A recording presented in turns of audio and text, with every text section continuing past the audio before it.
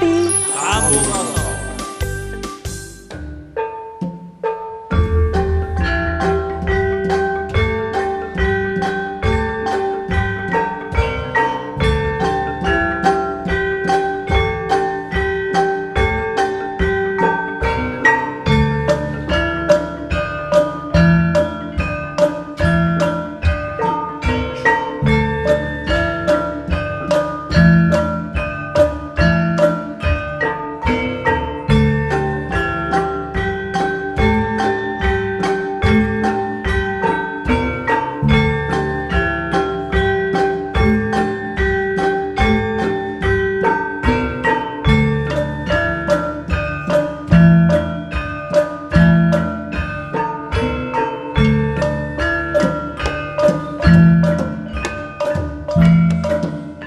ya, tepuk tangan.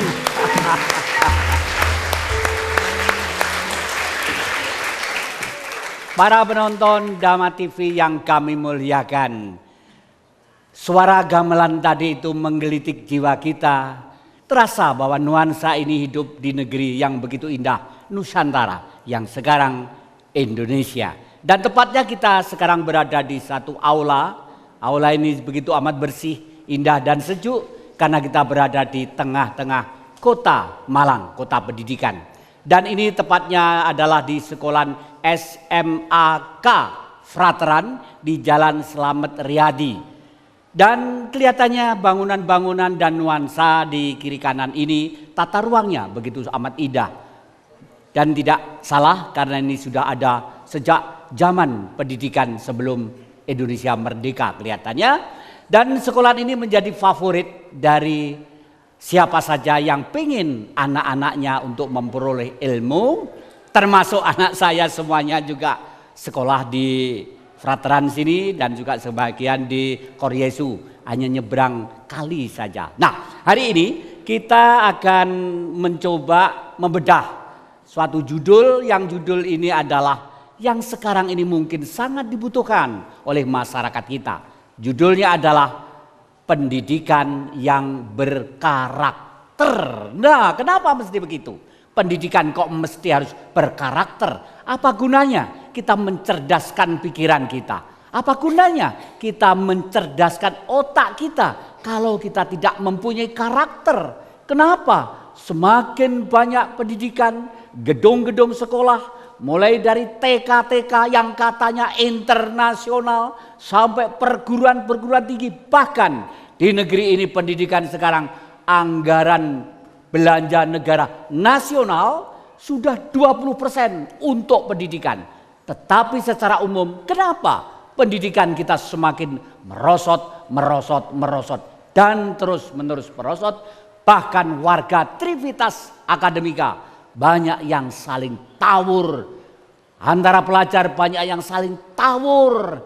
Di mana sebenarnya karakter mereka itu? Dan di mana sebenarnya pola nafas roh pendidikan untuk anak bangsa ini? Nah, kita akan berbincang-bincang dengan dua tokoh yang begitu sabar dan telaten melaksanakan kewajibannya untuk pelayanan istilah dalam dunia beliau-beliau ini. Beliau yang pertama di sebelah kanan saya ini adalah Frater Yohanes BHK MPD. Tepuk tangan untuk Frater ya. Terima kasih.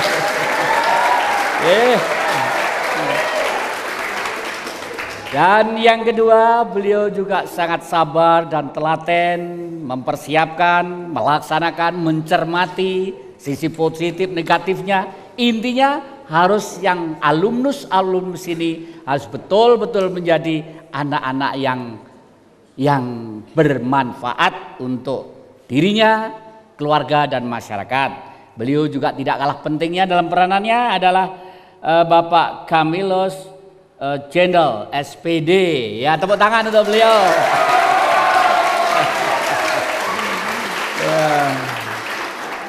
Dan para penonton yang tangannya lentur memukul gamelan, putri-putri anak-anak kita tadi itu sangat telaten dan sabar sekali. Kelihatannya memang di Frateran sini di samping pendidikan formal sesuai dengan kurikulum nasional, lalu muatan lokal juga masih ada faktor plus yang harus ditambahkan, mungkin demi karakter tadi itu. Ya, sekali lagi tepuk tangan untuk para pemukul gamelan kita.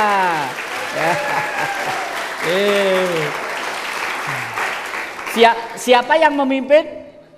Pak Purwo ya, Pak Purwo ya. Waduh, Pak Purwo. Pak Purwo tuh wiwitan, artinya permulaan mulai mengadakan kegiatan budaya di sini. Ya, tepuk tangan untuk Pak Purwo. Iya. Makasih. Frater, ini konsepsi apa sehingga ini, maaf Frater, anak saya itu pernah suatu saat lulus dari sekolah dasar itu diterima di SMP favorit di Malang ini. Untuk melangkah kaki di jalan sudah di rumahnya neneknya. Tetapi anak saya yang pernah lulus dari sini, dia nggak sabar di sana. Setiap pulang sekolah anak saya selalu duduk di pintu gerbang masuk, dengar gitu. Saya pikir setiap saya menjemput pulang, kenapa anak saya mesti duduk di situ? Katanya dia pengen pindah dari sekolah negeri favorit itu mau kembali ke frateran. Saya heran, sebenarnya konsepsi apa di sini sehingga anak saya sudah bisa menentukan dirinya untuk mencari yang terindah. Monggo, kami persilakan Walter. Yang pertama, kalau sekolah swasta pada umumnya lebih khusus frateran, yang pertama itu kedisiplinan menjadi primadona. Kemudian untuk frateran sendiri, kita ini istilahnya miniatur, karena peserta didik yang ada di frateran ini bukan cuma dari Malang, tapi dari Sabang sampai Merauke. Dan di sana atau di sini kata frateran itu yang namanya persaudaraan, kekeluargaan, keakraban itu sangat kental. Sehingga tidak hanya putranya bapak, tapi ini adik-adik saya yang depan saya ini, itu kita usir pun kalau misalnya pulang sekolah itu tidak akan mau pulang. Betah at home di frateran. Saya juga tidak tahu kenapa, tapi mungkin karena situasi persaudaraan yang sangat kental, kemudian sekolahnya yang bersih, indah, itu yang membuat mereka nyaman dan aman di frateran.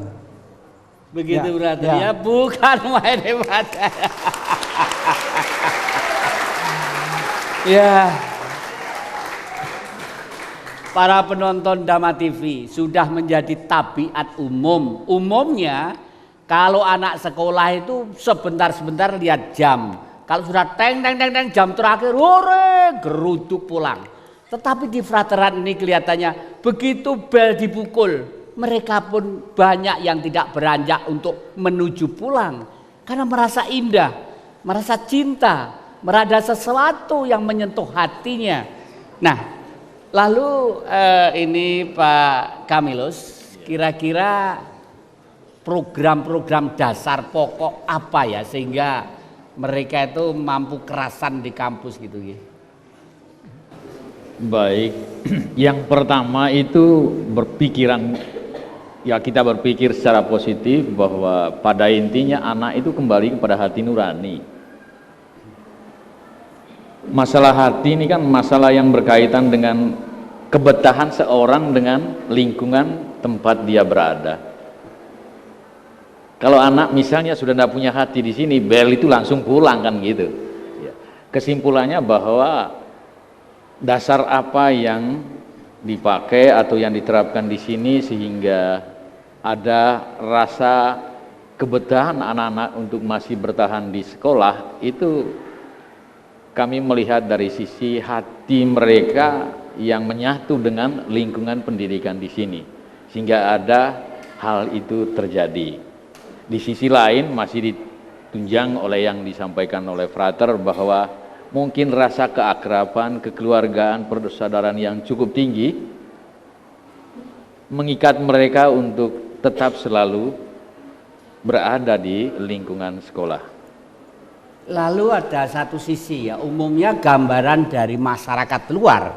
Kan jelas ini di bawah naungan salah satu keyakinan yang namanya Katolik gitu. Padahal anak-anak itu kan juga bercorak ragam, mungkin agamanya macam-macam.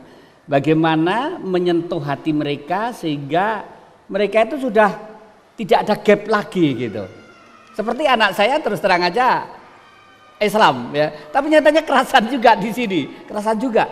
Dan pada waktu dia lulus sebagai alumnus ini, malah di tengah-tengah masyarakat dia bisa memberi ketauladanan, kepeloporan. Nah sekarang anak saya itu udah anaknya 3 brother itu ya.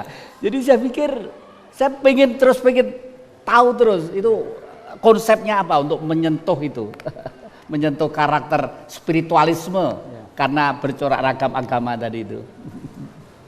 Pendidikan yang kami berikan di SMA Frateran ini, pertama-tama kami tidak pernah melakukan yang namanya diskriminatif. Tidak ada pendidikan diskriminatif di sini.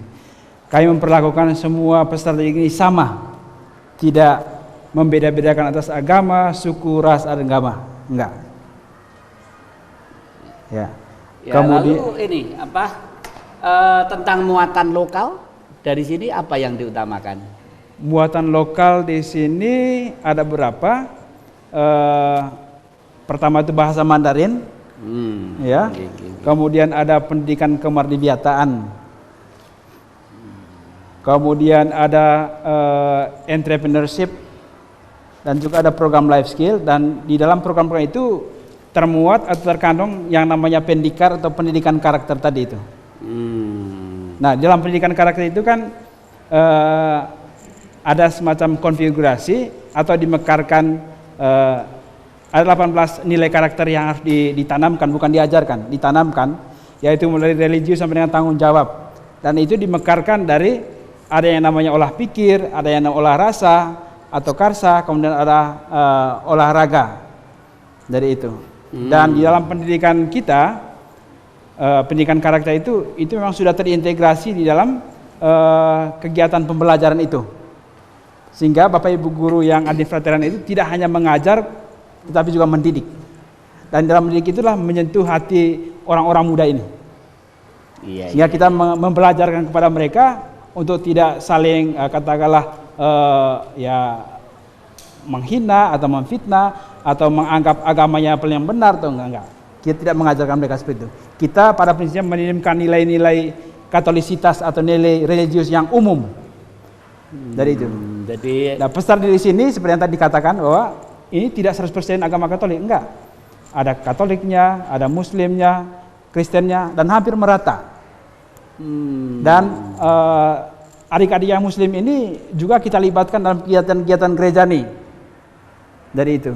Dan ya istilahnya tadi seperti tadi tidak ada diskriminasi lah semacam itu. Iya, tepuk tangan, iya. Ya. Siapa tidak bangga?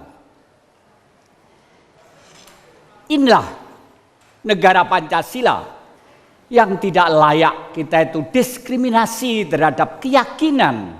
Keyakinan itu abstrak, memang harus kita kejar, memang harus kita cari.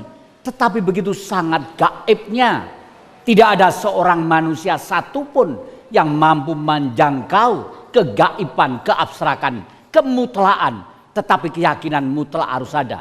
Dan kelihatannya Frateran ini menata kesemuanya itu demi masa depan. Nah, masih begitu amat menarik. Oleh karena itu, para penonton Dhamma TV yang kami muliakan, jangan kemana-mana. Masih dalam semangat Kiprah Jati.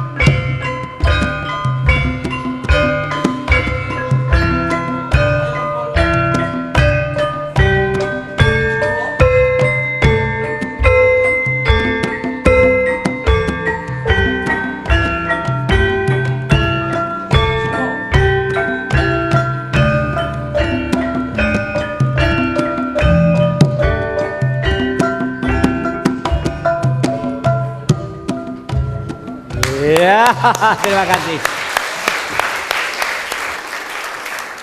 Kalau kita dengarkan yang disampaikan Frater tadi itu di dalam pola menanamkan karakter, ada karakter yang harus disampaikan lewat olah pikir. Olah pikir, olah rasa, dan olahraga. Ini hebat sekali. Karena memang namanya pendidikan adalah meningkatkan daya pikiran kita. Supaya IQ-nya, supaya kecerdasannya, intelektualitasnya meningkat. Sehingga kita menjadi bangsa, menjadi manusia yang tegar untuk berdiri tegak di bumi yang banyak dengan tantangan ini.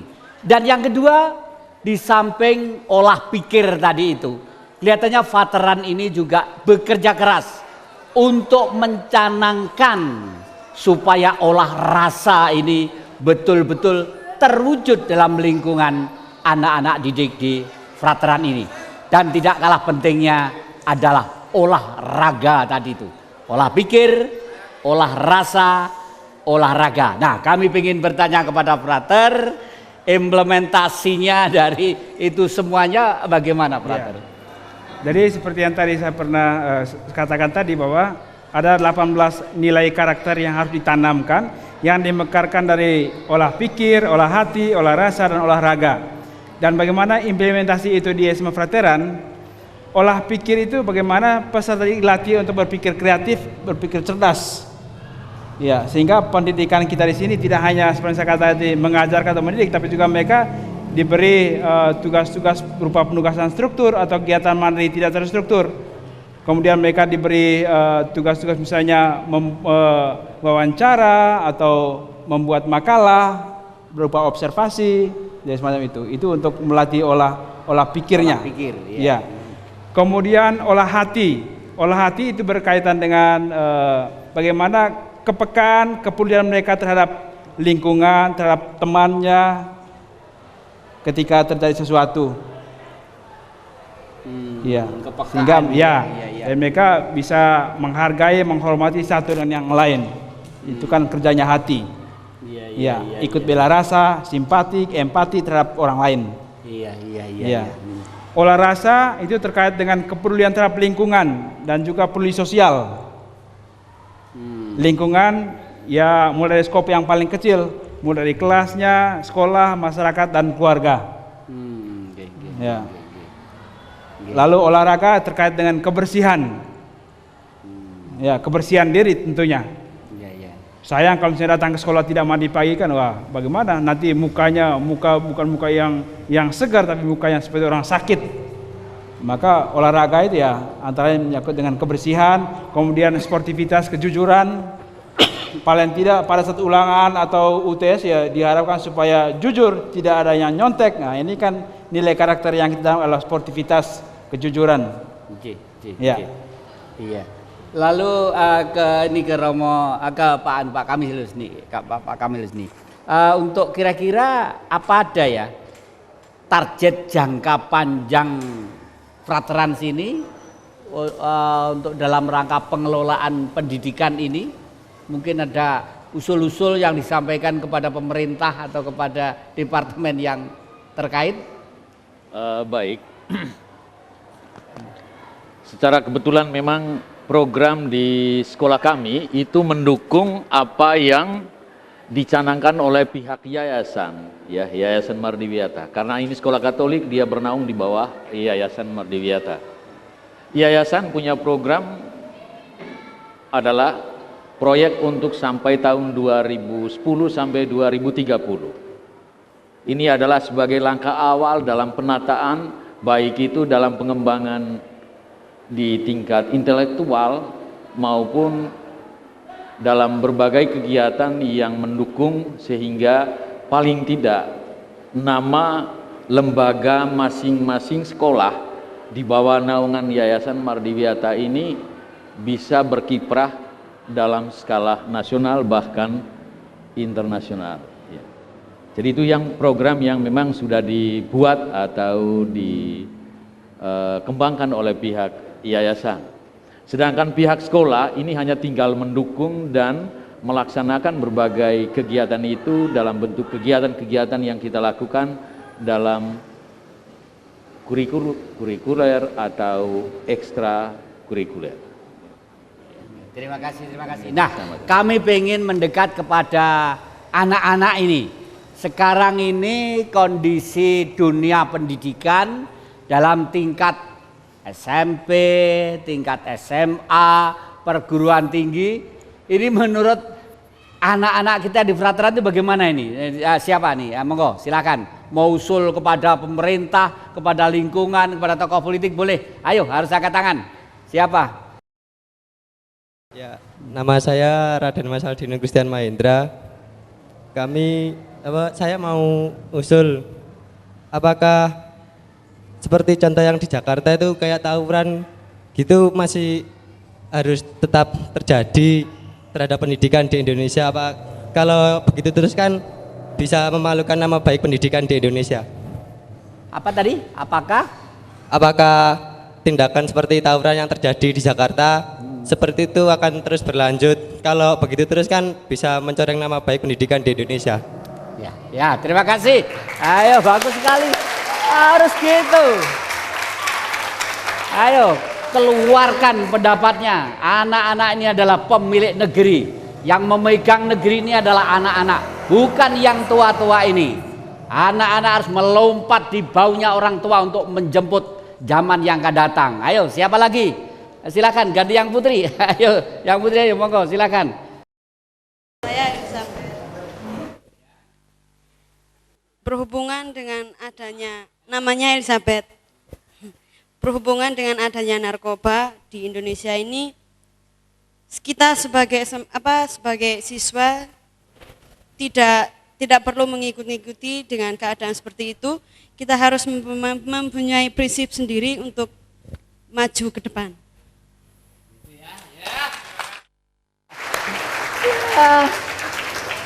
Ternyata cara dan pola berpikirnya itu bagus-bagus. Ngapain mesti diem? Nggak boleh, suarakan ya. Ayo, siapa? Monggo silakan, ini namanya siapa? Saya Francisca dari 10A. Menurut saya seharusnya pendidikan di Indonesia itu diwajibkan sampai 12 tahun. Agar SDM di Indonesia itu semakin meningkat, tidak hanya sekedar 9 tahun aja, jadi lebih berkualitas SDM-nya. Terima kasih. Oh iya, terima kasih. Nah, ini ada usul yang bagus juga. Sebenarnya tidak kalau 9 tahun kurang, kelihatannya perlu ditingkatkan. Memang demikian. Rakyat ini sudah membayar pajak. APBN, anggaran belanja pendapatan negara, itu 70% itu dibayar oleh rakyat. Dan rakyat sudah barang tentu mengharapkan penggunaan dana ini betul-betul bermanfaat. Anak-anak kita tadi sudah usul para politikus, para negarawan, supaya bangsa ini menjadi cerdas dan jenius. Bagaimana mereka menjadi cerdas dan jenius? Kalau metode karakter pendidikannya, mulai dari kurikulumnya dan lain sebagainya, tidak mengarah ke sana. Nah, kembali ke Bapak Kamilus ini. Tadi udah disampaikan jangka panjangnya sampai 2030, sedemikian dahsyatnya. Lalu ini dalam jangka pendek untuk penataan ke sana itu kira-kira bentuknya apa, Pak? Bentuknya paling tidak. Yang pertama itu penataan kembali semua lembaga pendidikan di bawah naungan Yayasan Mardiwiyata ini untuk semakin maju dan mengikuti perkembangan zaman. Dan itu dibagi dalam beberapa bagian, baik itu secara fisik maupun secara ketenagaan. Secara fisik, bahwa kita ada pengembangan pendidikan itu sudah sampai ke Kalimantan. Jadi tidak hanya beredar di Jawa ini, secara kebetulan hampir di seluruh Indonesia, ya. Di Malang, Surabaya, Kediri, Palembang, di Sumba, di Flores, dan sekarang sudah merambah ke wilayah Kalimantan.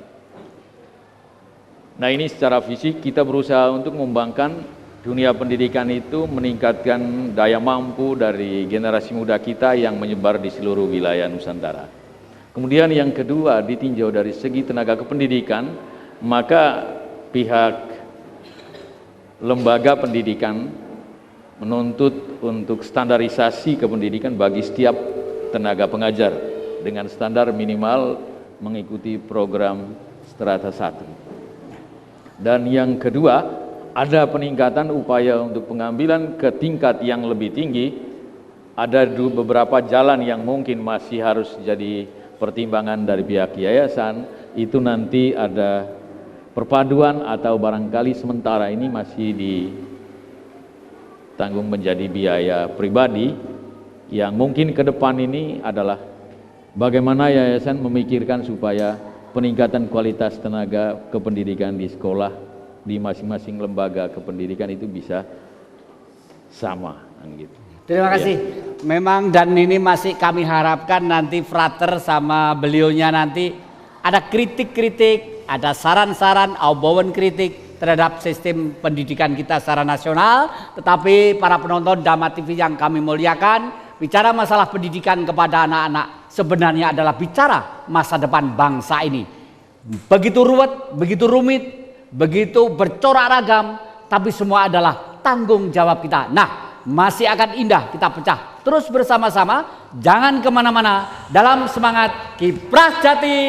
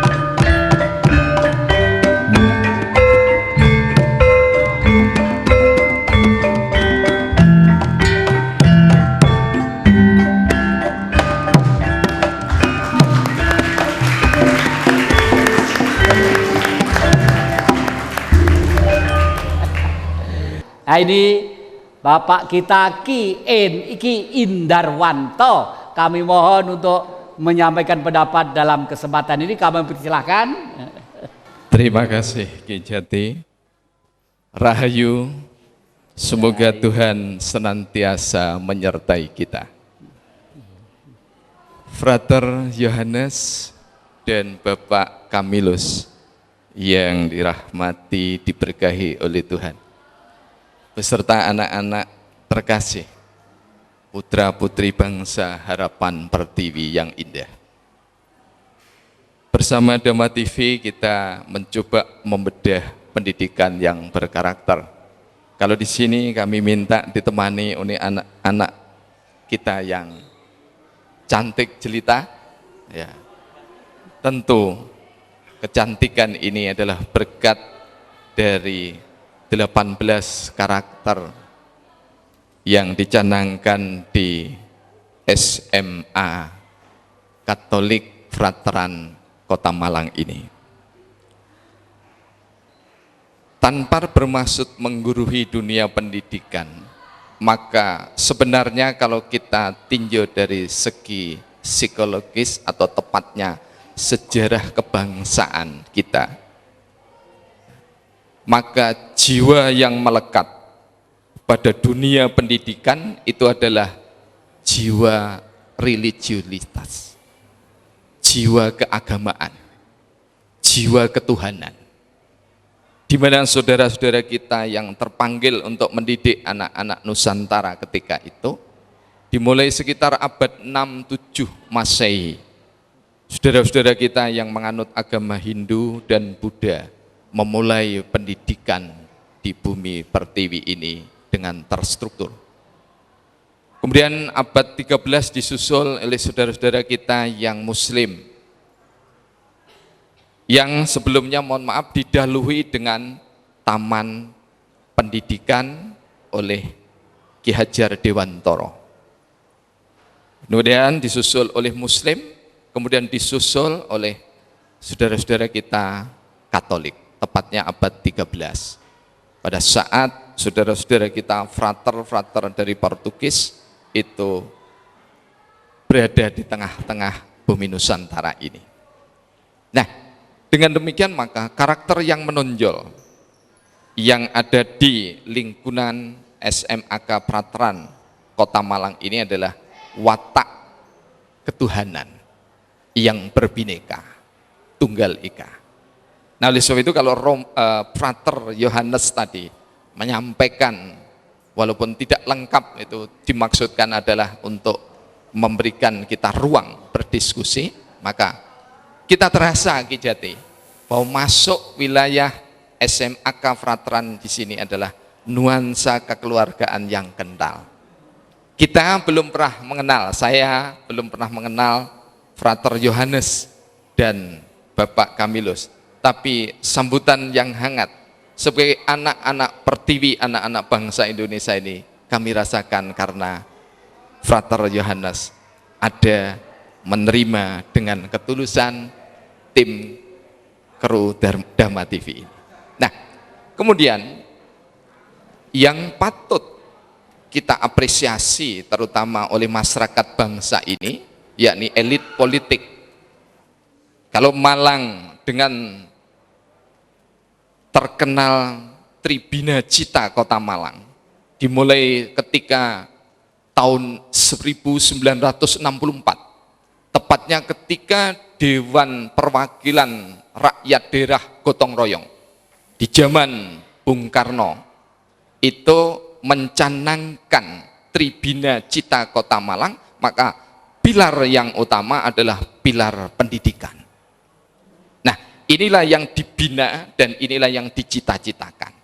Dan Ananda Francisca tadi sangat sepakat kalau pendidikan ini pada saat Pak Harto mencanangkan anak-anak kita yang tercinta ini cukup dengan SD dan SMP atau tepatnya 9 tahun wajib belajar.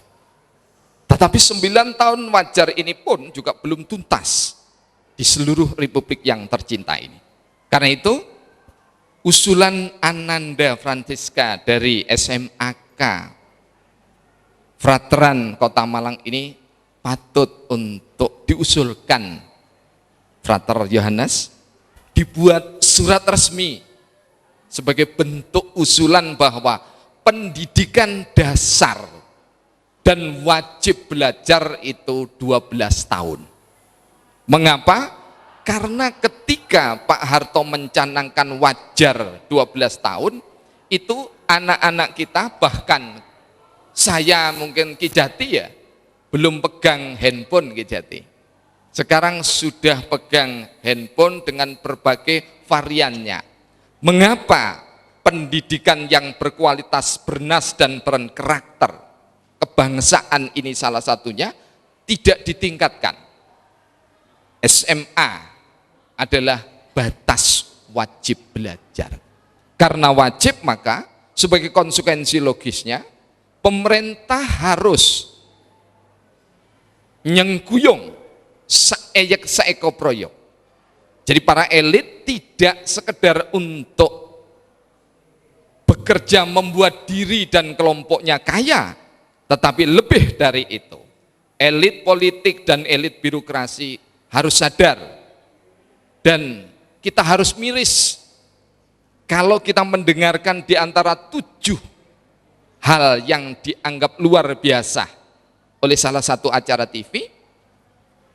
Di antara presiden-presiden yang bisa dibanggakan dunia itu, belum ada satupun yang dimulai dari Indonesia, yakni 100% bayarannya antara lain ya, diperuntukkan untuk pendidikan nasional Korea, presiden yang sekarang.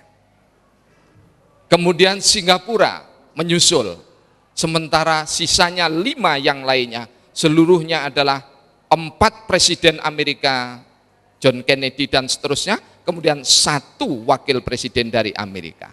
Kita harus terketuk dengan usul Ananda Francisca tadi bahwa tolong sebagian dari hasil karya yang berupa honor. Honor itu kalau dalam bahasa kita berarti kehormatan. Dan kehormatan dirupakan dengan uang salah satunya, maka saya yakin elit birokrasi dan elit politik termasuk di dalamnya adalah konglomerat akan lebih terhormat jika sebagian rezekinya itu disisihkan untuk menyantuni anak-anak bangsa di bidang pendidikan ini. Nah, dengan demikian maka pendidikan yang berkualitas, yang berkarakter, yang tidak tawuran, kata Ananda Mahendra tadi kalau tidak salah. Nah, ini bisa dijaga sejak di bangku sekolah. Dan kita bersyukur salah satunya dipelopori oleh SMAK Prateran ini, maka Malang termasuk salah satu dari kota pendidikan yang tidak atau relatif tidak ada tawuran antar sekolah. Dan sebenarnya kalau kita mau jujur, Ki Jati, Romo Yohanes dan Bapak Kamilos, sebenarnya tidak ada tawuran antar sekolah. Dan tawuran antar pelajar itu juga tidak ada. Karena tidak ada pelajar yang di dalam kelas itu kemudian meluruk satu dengan lainnya untuk tawuran. Dan kalau sudah disebut pelajar itu mesti ada komponennya, Ki Jati. Ya, komponen guru, kemudian sivitas yang ada di dalamnya, yakni adalah pihak administrasi, termasuk saudara-saudara kita yang rajin membersihkan tempat-tempat pendidikan ini. Jadi mereka disebut tawuran pelajar kalau sampai dikoordinir oleh kepala sekolah. Tawuran pelajar kalau sampai dikoordinir oleh gurunya. Tetapi mereka adalah oknum-oknum pelajar. Kenapa kita tidak menyebut oknum ketika pelajar tawuran? Tetapi kenapa ketika seorang anggota Dewan Korupsi kemudian dari partai X kita menyebutnya itu bukan partai tetapi oknum. Tidak adil dunia ini kalau kita tidak mengatakan bahwasanya pelajar Indonesia tidak pernah tawuran. Pelajar Indonesia tidak pernah baku hantam. Tetapi pelajar Indonesia adalah pelajar seperti yang salah satunya dicontohkan di SMA Prateran ini. Iya, memang yang disampaikan beliau tadi itu sebenarnya yang kita harapkan bersama. Banyak pengalaman di kampus ini, antara lain adalah yang tadi disampaikan oleh Frater tentang olah hati. Olah hati itu lebih dalam dari olah rasa. Kalau olah rasa mungkin sedikit agak dangkal, dikarenakan antara jiwa itu mungkin bisa ada kesamaan. Misalnya, kebetulan kita tidak pernah suka dengan warna putih atau merah atau hitam atau apa. Tapi suatu saat karena kepentingan secara umum harus ada warna merah, putih, hitam. Akhirnya jiwa itu sepakat. Tetapi kalau olah hati kelihatannya begitu amat dalam. Sehingga timbullah suatu harapan. Ya, yang diharapkan adalah damailah di langit dan di bumi itu. Di bumi saja, di langit saja yang nun jauh di sana. Kita mengharapkan kedamaian. Karena keyakinan kita yang mutlak terhadap Sang Maha Kuasa. Apalagi di depan mata kita, di bumi yang setiap hari dengan panca indera kita. Telinga kita mendengar tangisan mereka, mata kita melihat bagaimana tetesan air mata mereka dalam kehidupan ini. Nah, masih akan kita bedah lagi apa yang ada di dalam Frateran dalam rangka mendidik pelajar yang berkarakter ini. Oleh karena itu, jangan kemana-mana para penonton Dhamma TV, masih bersemangat dengan semangat Kiprah Jati.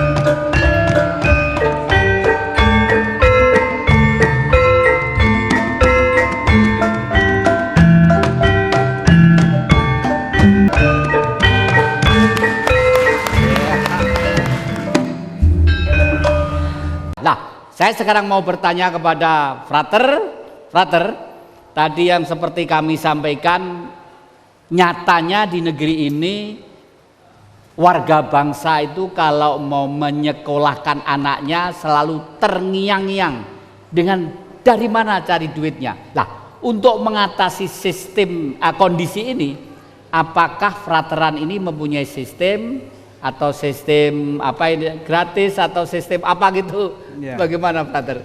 Baik, kalau tentang pembiayaan di SMA Frateran ini kita menggunakan sistem subsidi silang.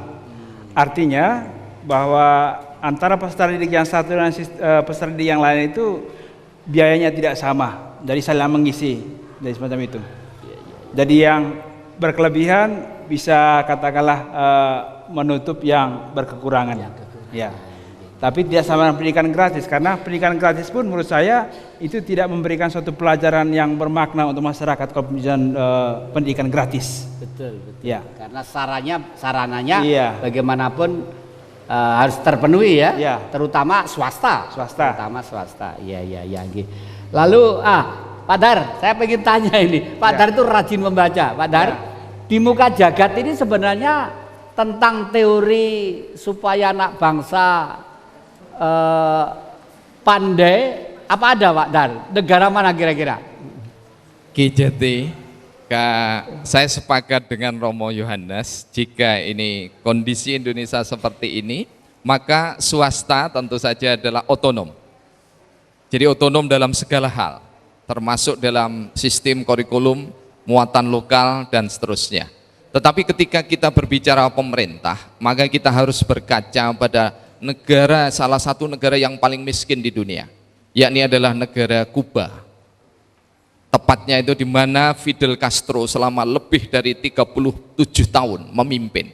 Dan salah satu hasil terbesarnya Kijati, yakni adalah bahwa seluruh pendidikan yang dikelola oleh pemerintah, mulai dari tingkat dasar sampai perguruan tinggi itu bebas biaya. Jadi kalau negara yang miskin seperti ini itu bisa bebas biaya, nah bagaimana dengan Indonesia terutama yang dikuasai oleh pemerintah? Jadi artinya pendidikan yang dikelola oleh pemerintah. Nah mestinya itu arahnya adalah ke sana. Dan ini tetap, nuansa pendidikan tetap ada, yakni adalah untuk memberikan ruang terutama bagi saudara-saudara kita yang memang secara ekonomi itu perlu perhatian yang lebih seksama. Nah oleh sebab itu, jika di SMAK Frateran ini, ya saya teringat ketika saya menjadi ketua Dewan Sekolah, maka persis seperti yang digariskan kebijaksanaan di sini, yakni subsidi silang itu adalah satu keniscayaan. Bahkan ketika saya memimpin itu 0 rupiah. Kemudian seragam sampai dengan buku dalam 1 tahun itu kita berikan. Nah, ketika ini kita kelola dengan rasa kekeluargaan, kemudian mereka tidak ditarik yang namanya uang sumbangan dana pendidikan, tidak demikian. Tetapi adalah sumbangan sukarela dari tokoh-tokoh masyarakat, baik yang anaknya ada di situ maupun yang tidak dididik di situ. Jadi pendidikan gratis terutama untuk mereka yang ada di sekolah-sekolah negeri itu mestinya adalah satu keharusan. Karena apa? Pendidikan ini kalau dalam konstitusi kita adalah merupakan kewajiban bagi pemerintah dan negara ini untuk mendidik, mengantarkan putra-putri ini menjadi insan-insan yang cerdas secara emosional, secara spiritual, secara intelektual, cerdas secara fisikal, dan cerdas juga secara informental. Nah, dengan kecerdasan yang lengkap itu maka diharapkan ya swasta yang dulu mempelopori pendidikan pertama itu bukan oleh pemerintah, tapi pendidikan pertama itu adalah oleh anak-anak bangsa yang kental keagamaannya, kental rasa ketuhanannya, sehingga kental rasa kemanusiaannya. Terima kasih. Kelihatannya frateran ini juga mulai kiprah memelopori kecerdasan anak bangsa. Dan memang benar, bagaimanapun pula karakter, kalau kita bicara karakter, fondamen dasarnya adalah moral. Moral fondamen dasarnya adalah ajaran yang membawa manusia menuju dalam satu keluhuran budi. Agama apapun sama, tujuannya pasti membentuk manusia yang berkarakter.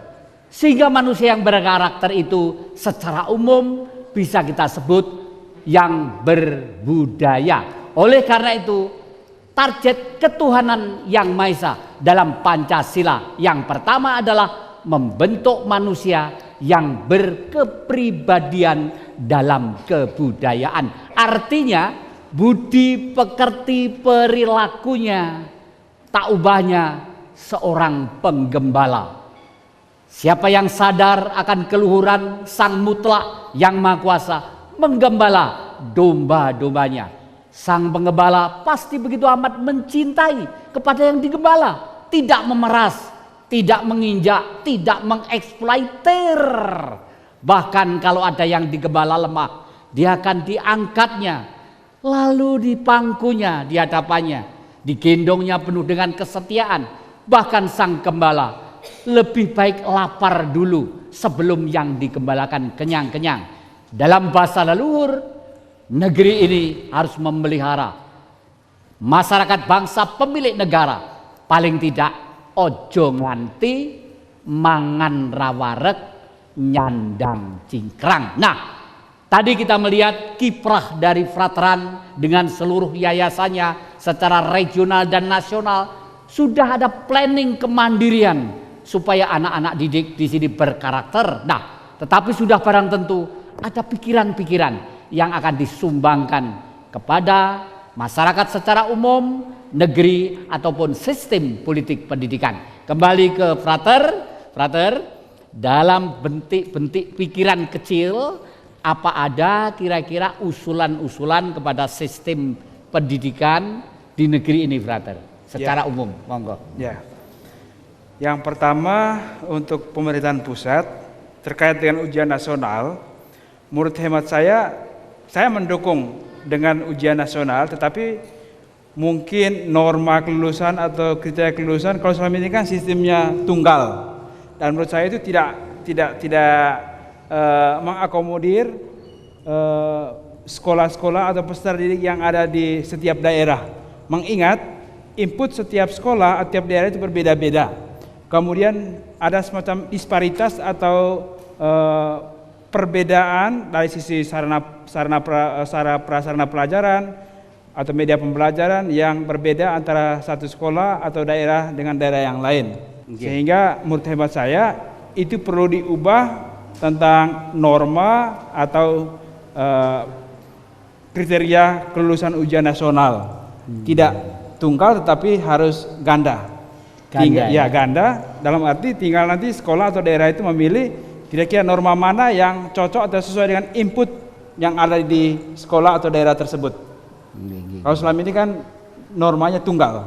Iya. Sementara terjadi disparitas atau perbedaan antara satu sekolah disamaratakan gitu aja sekarang ini ya. Dari itu. Nah, itu menurut saya tidak adil. Iya. Pak Kamelis ada tambahan harapan-harapan yang disampaikan, monggo. Harapan kita sebagai bangsa ini yang selama ini kita melihat kebijakan yang diberi oleh pemerintah pusat sampai ke daerah ini kadang-kadang masih membawa bentuk diskriminasi, Pak. Hal ini kita melihat dari sisi berapa banyak sekolah swasta itu yang sudah harus gulung tikar sebagai akibat dari tidak adanya suatu pembatasan penerimaan di negeri, sehingga kadang-kadang terjadi ya matilah sekolah swasta itu. Saya kira ungkapan yang disampaikan oleh Pak Indarwanto tadi mengatakan bahwa cikal bakalnya Indonesia ini melalui sekolah swasta. Lalu sekarang ini sebagai mitra pemerintah dalam konteks sekolah swasta ini justru dari pihak negara sendiri yang berusaha untuk menyisihkannya. Harapan kami mungkin perlu ada suatu kebijakan baru dalam perimbangan dan mempertahankan kondisi baik sekolah swasta yang sudah bertumbuh maupun negeri yang sudah berkembang di setiap daerah. Terima kasih. Ya, tepuk tangan untuk Bapak-bapak.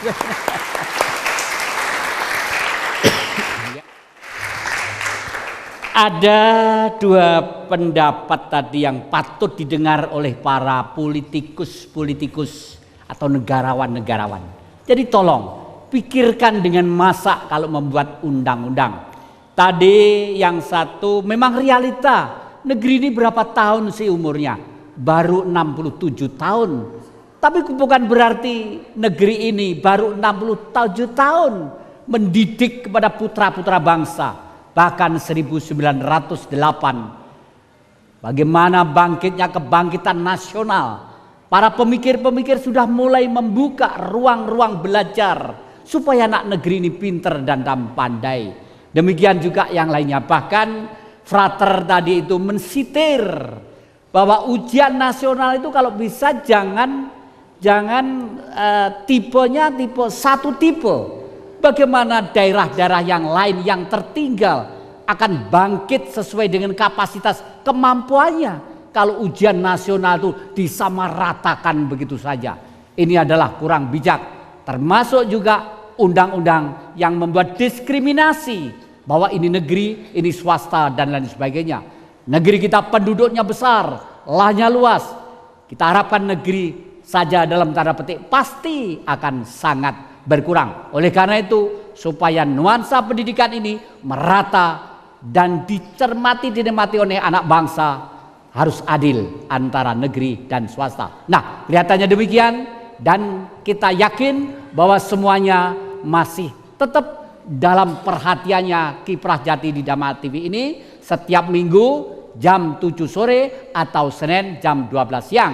Nah, terima kasih para penonton Dhamma TV, masih sangat semangat dengan semangat Kiprah Jati. Iya, terima kasih.